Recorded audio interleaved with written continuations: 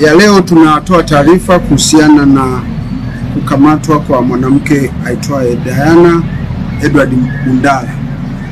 Ni kwamba jeshi la polisi katika mkoa wa Mwanza linapenda kutoa taarifa kuwa linamshikilia na linaendelea kumhoji Diana Edward Bundala, ambaye pia hujitambulisha kwa jina kama Mfalme Zumaridi, ambaye umri wake ni miaka 42, mkazi wa mtaa wa Bubuku, kata ya Buhongwa, wilaya ya Nyamagana. Mwanamke huyu ambaye ameyageuza makazi yake kuwa kanisa anatuhumiwa kuendesha shughuli za kidini bila usajili na kufanya mahubiri kwa waumini wake kwa sauti ya juu katika eneo hilo ambalo ni makazi ya watu na kusababisha usumbufu kwa majirani wanaoishi karibu na makazi yake hayo.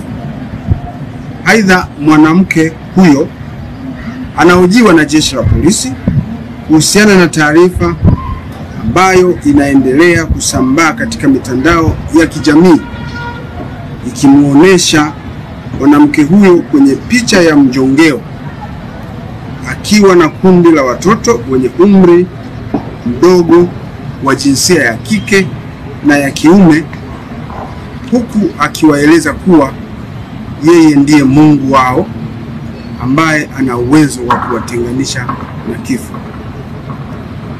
Uchunguzi kuhusiana na tukio hilo unaendelea na jeshi la polisi linafanya uchunguzi huo likishirikiana na taasisi nyingine za serikali.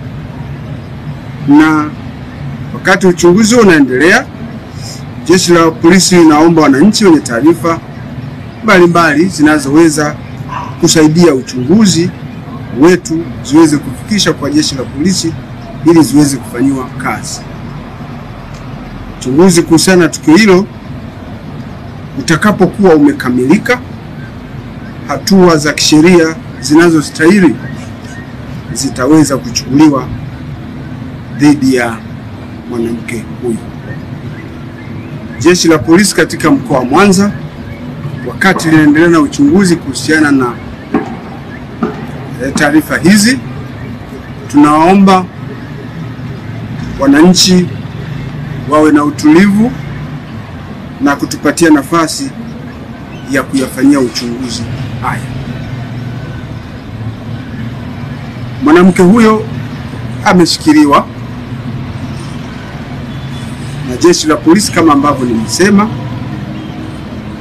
na ataweza kupewa dhamana kama ataomba kupewa dhamana. Atawasiliana na ofisi ya upelelezi mkoa wa Mwanza ambapo taratibu za kisheria zitafuatwa, naye ataweza kupatiwa dhamana kwa mujibu wa sheria za nchi yetu.